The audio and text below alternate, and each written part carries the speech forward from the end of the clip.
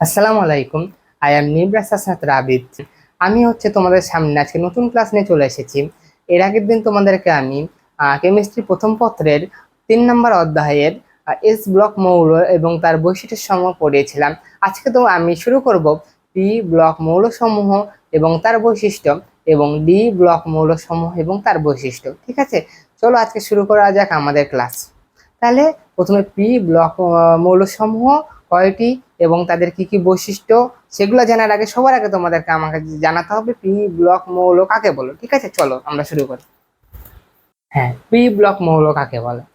খুবই সোজা। যে সকল মৌলসমূহের ইলেকট্রন বিন্যাস করার পরে শেষ ইলেকট্রন পি অরবিটালে প্রবেশ করবে তাদেরকে আমরা বলবো পি ব্লক মৌল। ঠিক আছে, যদি তোমাদেরকে আমি ইংলিশে বলি, যেহেতু আমি ইংলিশ মিডিয়ামের উপর ক্লাস নিচ্ছি সেহেতু ইংলিশে অবশ্যই বলতে হবে আমাকে। তো আমি বলি when we do a electron arrangement of an element and the last electron goes to the p orbital, then we can call that element a p block element. Yes. হ্যাঁ, তাহলে চলো আমরা এবার তোমাদেরকে পি ব্লক মৌলসমূহ কয়টা সেটা বলি। P block মৌলসমূহ 36টা। ঠিক আছে, 36টা মৌল। পি ব্লক মৌলসমূহের অবস্থান একটু তোমাদেরকে দেখে দিই তাহলে পর্যায় সারণীতে, যেহেতু তোমাদেরকে আমি এর আগের বারে এস ব্লক মৌলসমূহ তোমার দেখিয়েছিলাম, চলো এবার পি ব্লক মৌলসমূহের গুলা দেখিয়ে দিই। এই তো এখানে দেখতে পাচ্ছ না, 13, 14, 15, 16, 17, 18। এই তো এখানে তোমার যেগুলা মৌল আছে 36টা মৌল। এই 36টা মৌল পি ব্লক মৌল। ঠিক আছে, এখানে 18 নাম্বার বলতো কি খুবই পরিচিত, সেটা নিষ্ক্রিয় গ্যাস সমূহ, ইনঅ্যাক্টিভ ইনঅ্যাক্টিভ গ্যাসেস। ঠিক আছে, এই 18 নিষ্ক্রিয় গ্যাস সমূহ কিন্তু পি ব্লক মৌলসমূহের মধ্যে পড়ে। ঠিক আছে, তাহলে চলো তোমরা আজকে আমি তোমাদেরকে পি ব্লক মৌলসমূহের বৈশিষ্ট্যগুলো শিখিয়ে দিই। ঠিক আছে, তো আমরা যেখানে ছিলাম পি ব্লক মৌলের বৈশিষ্ট্য, properties of P block elements. Okay, এরা বেশিরভাগ অধাতু, এর মধ্যে অবশ্যই ধাতু আছে, তবে অধাতু বেশি, নন ম্যাটার। ঠিক আছে, চলো তোমাদেরকে একটু হালকা ছবি আঁকে বলি যে কোনগুলো হচ্ছে অধাতু আর কোনগুলো একটু ধাতু। ঠিক আছে, হ্যাঁ, আমরা জানি বাম থেকে ডানে গেলে কি হয়, বাম থেকে ডানে গেলে পদার্থ ধর্ম বাড়ে। ঠিক আছে, আর উপর থেকে নিচে গেলে কি হয়, উপর থেকে নিচে গেলে তোমার ধাতব ধর্ম বাড়ে। ঠিক আছে, তার মানে এই যে এদিককার মৌলগুলো, যে এদিককার, ঠিক আছে, এরা সবচেয়ে বেশি অধাতব। যেমন বলি ফ্লোরিন। ঠিক আছে, ধরলাম আমরা 17 নম্বর গ্রুপ ক্লোরিন। কারণ দেখো এটা সর্বোচ্চ ডানে প্লাস উপরে, আর যত নিচে আসবে একটু ধাতব ধর্ম বাড়াবে। যেমন ধরো যে এখানকার মৌলটা পি ব্লক মৌলের মধ্যে সবচেয়ে বেশি ধাতব, কজ এটা বামে আছে প্লাস তোমার নিচে আছে। বুঝতে পারলা তোমরা? জন্য বেশিরভাগ অধাতু, কিন্তু এর মধ্যে কিছু ধাতুও আছে। আই থিঙ্ক বুঝতে পারলা ব্যাপার স্যাপার, মানে একটু ধাতব ধর্ম আছে অনেকেরই। এবার 2 নাম্বার। ঠিক আছে, 1 নাম্বার ডান তোমাদের। 2 নাম্বার তাপ ও তড়িতে, তাপ ও তড়িতে স্বল্প পরিবাহী। ঠিক আছে, আর তোমাদের কাকে বলেছিলাম, দেখো তুমি ক্যালসিয়াম কিংবা তুমি ম্যাগনেসিয়াম, ঠিক আছে, এগুলাতে হাত দিবা গলিত অবস্থায়। এখানে গলিত অবস্থায় হবে, কিন্তু অবশ্যই গলিত। এর আগের লেকচার দেখে আসবা, তোমার তাহলে ব্যাপারটা এর আগের লেকচারে যারা দেখেছো অবশ্যই বুঝতে পারবে এখানে গলিত হবে। ক্যালসিয়াম এবং ম্যাগনেসিয়াম এগুলোতে তুমি গলিত অবস্থায় যখন হাত দিবা দেখবা শক খাচ্ছ, কিন্তু এখানে স্বল্প পরিবাহী। এরা তাপ এবং তড়িৎ কম পরিবহন করে। ঠিক আছে, জেনে তুমি এদের ক্ষেত্রে শক খাবা না, কিন্তু যদিও তুমি ভুলেও এখানে এই কাজ করো না, হাত দিবা না কখনোই। 3 নম্বর বেশিরভাগ তড়িৎ ঋণাত্মক। ঠিক আছে, সেটা ইলেকট্রিক নেগেটিভ। ঠিক আছে, বেশিরভাগ বেশিরভাগ ইলেকট্রিক নেগেটিভ মৌল। যেমন এই তো ক্লোরিন, ক্লোরিন, দেন নাইট্রোজেন, অক্সিজেন, এগুলা। ঠিক আছে, আর তোমাদের আচ্ছা যখন পড়লাম তোমাকে একটা জিনিস পড়ে দিই। গ্রুপ 17, গ্রুপ 17 যদি তোমাকে তড়িৎ ঋণাত্মকতা লিখতে দেয়, এর ক্রম এটা।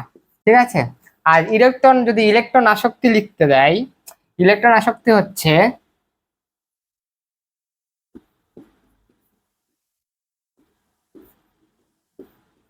এটা লিখে রাখো, এটা হচ্ছে তড়িৎ ঋণাত্মকতার ক্রম, এটা হচ্ছে ইলেকট্রন আসক্তির ক্রম। ঠিক আছে, এটা আমি কারণ পরে ব্যাখ্যা করবো, যেহেতু আমি এটা পড়াচ্ছি না এখন আপাতত, এর মধ্যে আমি আর ঢুকলাম না। তো 3 নাম্বার ডান নাম্বার। এখন 4 নাম্বার, এটা একাধিক যোজ্যতা প্রদর্শন করে। ঠিক আছে, যেমন আমি বলি ফসফরাস, এর সার কি করে, 3ও প্রদর্শন করে, 5ও প্রদর্শন করে। সালফার সার, সালফার সার তো 4 প্রদর্শন করে, 6ও করে, 2ও করে, এরকম মানে চেহারা একাধিক যোজ্যতা প্রদর্শন করে। ঠিক আছে, যেমন পিএস দেখালাম, ইভেন হচ্ছে আরো মৌল আছে ওখানকার যারা একাধিক যোজ্যতা প্রদর্শন করে। এর কারণটা আমি বলে দিই, অবশ্যই কারণটা হচ্ছে বললে তোমাদের বেটার হবে। সেটা হচ্ছে এরা উত্তেজিত হয়ে, যেমন তোমাকে একটা ইলেকট্রন মিনারেল দেখে ফসফরাস, ঠিক আছে, দেখো এর পিতে কিন্তু 3টা ইলেকট্রন ফাঁকা, মানে 6 হতে পারবে। ঠিক আছে, এখান থেকে হচ্ছে তোমার হচ্ছে তাহলে তুমি যোজ্যতা 3ও বলতে পারো অবশ্যই, ভ্যালেন্সি হচ্ছে 3। ঠিক আছে, আর যদি এখানে 5 কেমনে হবে, এবার 5 তোমাকে দেখায় কেমনে হলো 5, সেটা হচ্ছে এক্সাইটেড হয়ে গেল। ঠিক আছে, এক্সাইটেড হওয়ার ফলে দেখো 3 হচ্ছে, দেখো এখানে ডি ফাঁকা আছে না অরবিটাল, তোমার পি থেকে ডিতে হচ্ছে একটা ইলেকট্রন চলে গেল, দেখো একটা ইলেকট্রন, 2টা, 3টা, 4টা, 5টা। আর যোজনী হচ্ছে ভ্যালেন্সি হচ্ছে যেটা সর্বোচ্চ একক ইলেকট্রন। ঠিক আছে, একক ইলেকট্রন সংখ্যা, এখানে দেখো 5টা ইলেকট্রন আছে, যেন সে 5ও হতে পারে।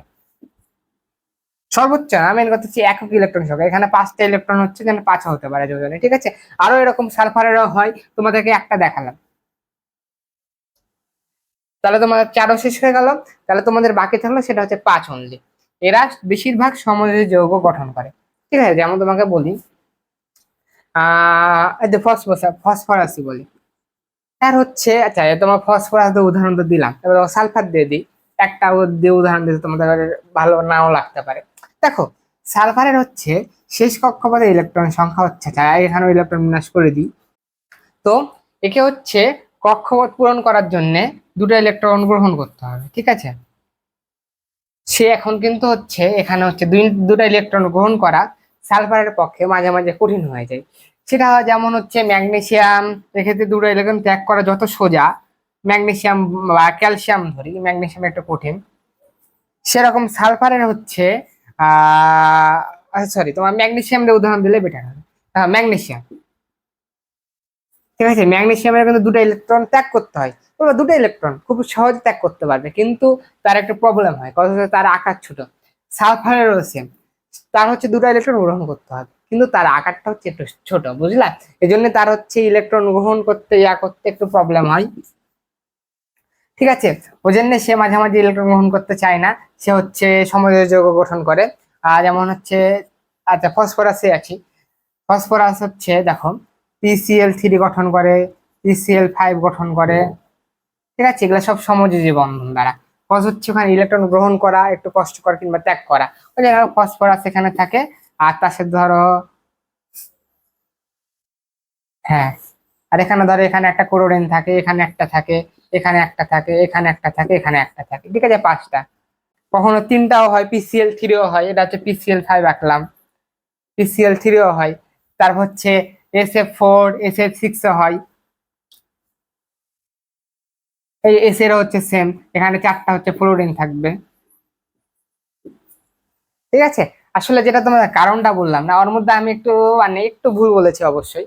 সেটা হচ্ছে ম্যাগনেসিয়াম হচ্ছে যেগুলো আকার ছোট, তার হচ্ছে গ্রহণ করতে সমস্যা হয়, কিন্তু এস এর আকার ছোট হওয়ার কারণে গ্রহণ করতে সুবিধা হওয়ার কথা, কিন্তু এস এরও একটা ব্যতিক্রম ধরনের কারণে তার গ্রহণ করতে একটু কষ্ট হয়। সেটা হচ্ছে হায়ার স্টাডিজ, তোমাদের হচ্ছে কিছুদিন পরে যখন আরো ভিতরে ঢুকবো, তখন ওগুলো তোমাকে আরো ভালো মতো শেখাবো। ঠিক আছে, তাহলে তোমাদের হচ্ছে এটা বেশিরভাগ সমযোজী যৌগ গঠন করে, তোমার হচ্ছে এই টপিকটা আমি শেষ করে দিলাম। ঠিক আছে, এরপরে চলো আরো 3-4টা বৈশিষ্ট্য আছে, ওগুলার দিকে যাই।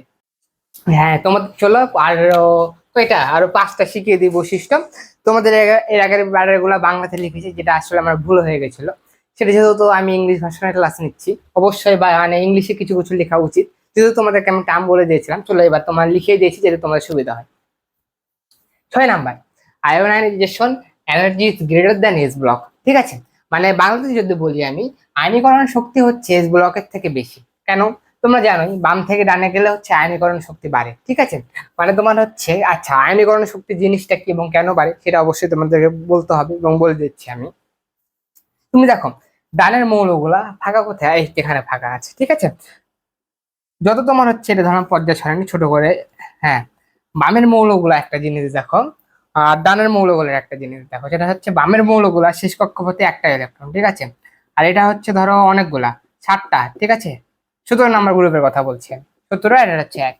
তাহলে দেখো এর হচ্ছে একটা ইলেকট্রন ছাড়তে কষ্ট কম হবে, আর হচ্ছে এর 17টা ইলেকট্রন, মানে হচ্ছে এটা দেখো একটা হচ্ছে নিউক্লিয়াস, একটা ইলেকট্রন মানে খুব একটা আকর্ষণ করবে না। আর এখানে হচ্ছে দেখো 7টা ইলেকট্রন। তো আমি যেখানে ছিলাম আসলে, মাঝখানে একটা সুন্দর হাসি দিলাম, কেউ পটো না, সেটা হচ্ছে জানি আমাকে দেখে কেউ পড়বে না, তো যদি কেউ পড়ে যায় বাই যা চান্স, বলে দিলাম ওই জন্য। এখানে হচ্ছে একটা ইলেকট্রন 11 নম্বর, মানে হচ্ছে 1 নম্বর গ্রুপ। আর এখানে তোমার হচ্ছে 7টা ইলেকট্রন, ঠিক আছে। তো তোমার হচ্ছে এখানে একটা ইলেকট্রন ত্যাগ করতে খুব একটা প্রবলেম হবে না, কিন্তু এখানে 7টা ইলেকট্রন ত্যাগ করতে খুবই খুবই খুবই পাওয়ার লাগবে, ঠিক আছে, খুবই পাওয়ার লাগবে, বুঝতে পারছো। একটা জিনিস ত্যাগ করা যত কঠিন, একটা গার্লফ্রেন্ড ত্যাগ করা যত কঠিন, 4টা গার্লফ্রেন্ড ত্যাগ করার থেকে অনেক বেশি কঠিন, ঠিক আছে। ওই জন্য হচ্ছে এখানে হচ্ছে আয়নীকরণ শক্তি বেশি, ঠিক আছে, ওটাই বললাম। আর এটা ধরো যেহেতু পি পি ব্লক মৌল সমূহ যেহেতু তোমার ডান দিকের মৌল, অবশ্যই সেটা হচ্ছে আয়নীকরণ শক্তি বেশি। আই থিঙ্ক 6 নম্বর পয়েন্ট আমাদের ক্লিয়ার করে দিয়েছি। এবার আসো আমরা 7 নম্বর পয়েন্টে যাই। এটা হচ্ছে কালারফুল এবং কালারলেস কম্পাউন্ড গঠন করে, ঠিক আছে। আচ্ছা, কালারফুল এবং কালারলেস কম্পাউন্ড কেমনে গঠন করে, ঠিক আছে। তা তোমাদেরকে এটা এখন আমি বিস্তারিত না বলি, তোমাদের হচ্ছে ডি অরবিটাল যখন আমি পড়াবো, ইভেন যখন অবস্থান্তর মৌল পড়াবো, তখন তোমাদের হচ্ছে এটা আমি বিস্তারিত পড়াবো, কেমনে হচ্ছে রঙিন যৌগ গঠন করা হয়, আর কেমনে হচ্ছে বর্ণহীন যৌগ গঠন করা হয়, ঠিক আছে। তো 7 তাহলে হয়ে গেল ধরে নিলাম। এবার আমি গেলাম 8-এ। 8-এ বলছেন size gets bigger when we move to the right side of the table, ঠিক আছে। মানে তুমি একটা জিনিস দেখো, ও আচ্ছা এখানে ভুল হয়েছে, এখানে বিগার হবে না, এখানে হবে শর্টার, ঠিক আছে, শর্টার। এখন তোমাকে ব্যাপারটা বলি, এটা হচ্ছে ওটার মতনই আয়নীকরণ শক্তি। দেখো বামে গেলে হচ্ছে নিউক্লিয়াস, নিউক্লিয়াস, আর এখানে 7টা ইলেকট্রন, ঠিক আছে। এটা নিউক্লিয়াস, 7টা ইলেকট্রন, একটা আকর্ষণ বলে একটা প্রবল হবে না, আকর্ষণ বলে অ্যাট্রাকশন ফোর্স হবে অনেক প্রবল, ঠিক আছে। অ্যাট্রাকশন ফোর্স যখন অনেক প্রবল হবে তখন সেটার আকার সাইজটা একটু কমে আসবে। আর আর হচ্ছে যখন ইলেকট্রনের পরিমাণ কমে যাবে তখন হচ্ছে আকার হচ্ছে বেড়ে যাবে, কজ হচ্ছে তখন অ্যাট্রাকশন ফোর্স একটু কমে যাবে। তাহলে আই থিঙ্ক আমি 8 নম্বর পয়েন্টও বুঝিয়ে দিলাম। এবার আমি আসি 9 নাম্বার, নন মেটাল অক্সাইডস আর অ্যাসিডিক, ঠিক আছে। এক্সাম্পল হচ্ছে NO2 P2O5 SO3। এখানে কিছু কথা বলবো, এখানে কিছু নিউট্রাল অক্সাইড আছে, আমি বলছি নন মেটাল। বাংলাদেশে যদি বলি অধাতব অক্সাইড গুলো হচ্ছে অ্যাসিডিক, ঠিক আছে। যেমন হচ্ছে এরা হচ্ছে অ্যাসিডিক, NO2 P2O5 SO3, এগুলো হচ্ছে অ্যাসিডিক। এর মধ্যে কিছু নিউট্রাল আছে, ঠিক আছে, এগুলো এক্সেপশনাল, লিখে রাখতে পারো, এটা অবশ্যই লিখবা নিউট্রাল। এটা তোমার হচ্ছে অ্যাডমিশন থেকে শুরু করে একাডেমিক থেকে শুরু করে সব জায়গায় আসবে। নিউট্রাল হচ্ছে N2O NO CO, ঠিক আছে, এগুলো হচ্ছে নিউট্রাল। বাংলাদেশে যদি বলি প্রোশন, ঠিক আছে। 9 তাহলে ডান। এবার আমি আসি 10 নম্বরে, reduction properties gets lower when we go right, ঠিক আছে। মানে বলছে বিজারণ ধর্ম হচ্ছে কমে যাবে যখন আমি ডানে যাব। ওটার কাহিনীও সেম, তুমি যখন হচ্ছে ডানে যাবা দেখো তো, তখন হচ্ছে ইলেকট্রন হচ্ছে তুমি গ্রহণ করার প্রবণতা বেড়ে যাবে ত্যাগ করার থেকে, ঠিক আছে। ওই জন্য তখন হচ্ছে বিজারণ ধর্ম আমার বেড়ে যাবে, সরি বিজারণ ধর্ম আমার কমে যাবে এবং জারণ ধর্ম বেড়ে যাবে। এটা তোমাদের হচ্ছে মোটামুটি 10টা আমি বৈশিষ্ট্য শিখালাম পি ব্লকের। তোমার দেখো তুমি একটা জিনিস, এই 10টা বৈশিষ্ট্য তুমি কি জানলা, বেশি না, 10টা বৈশিষ্ট্য, 10টা বৈশিষ্ট্যের মাধ্যমে তুমি 36টা মৌলকে ক্র্যাক করে নিলা। 36টার মৌলের তুমি জ্ঞাতি গোষ্ঠী সবকিছু জেনে নিলা, ব্যাপারটা খুবই সুন্দর না। এবার তোমাদেরকে হচ্ছে আমি কিছু অপধাতু পড়াই, তুমি হচ্ছে মেটাল শিখলা, তারপর হচ্ছে নন মেটাল শিখলা, এবার কিছু অপধাতু শিখাবো তোমাদেরকে। অপধাতু গুলা হচ্ছে বোরন, সিলিকন, জার্মেনিয়াম, তারপর হচ্ছে আর্সেনিক, স্টিবিয়াম, দেন হচ্ছে টি, অ্যাস্টাটাইন, টি তো মনে হয় টেলোনিয়াম নাকি টেলোনিয়াম বা এরকম কিছু একটা, ঠিক আছে। হ্যাঁ, এই এই 7টা হচ্ছে অপধাতু, ঠিক আছে। এরা হচ্ছে ধাতুর মতো আচরণ করে, অধাতুর মধ্যে আচরণ করে, মানে দুইটার একটা মিডিল একটা অবস্থা, ঠিক আছে। এই 7টা হচ্ছে ইম্পর্টেন্ট, এই 7টাকে তোমরা টুকে নাও। তাহলে এবার হচ্ছে, আচ্ছা আজকে তোমাদের ডি ব্লক মৌল পড়ানোর কথা ছিল, কিন্তু আই থিঙ্ক একসাথে পি ব্লক এবং ডি ব্লক মানে 36টা এবং ডি ব্লক 41টা, মানে এতগুলা মানে মৌলের বৈশিষ্ট্য মনে রাখা আই থিঙ্ক তোমার জন্য একটু কষ্টকর হবে। আপাতত তোমরা এই 10টা মৌলের বৈশিষ্ট্যগুলো একদম ভালো মতো খাতায় লিখো এবং বারবার রিভাইজ দাও। ইনশাল্লাহ খুবই শীঘ্রই আমি হচ্ছে ডি ব্লক মৌলের সময়ের বৈশিষ্ট্য নিয়ে আমি ফিরে আসছি তোমাদের সাথে।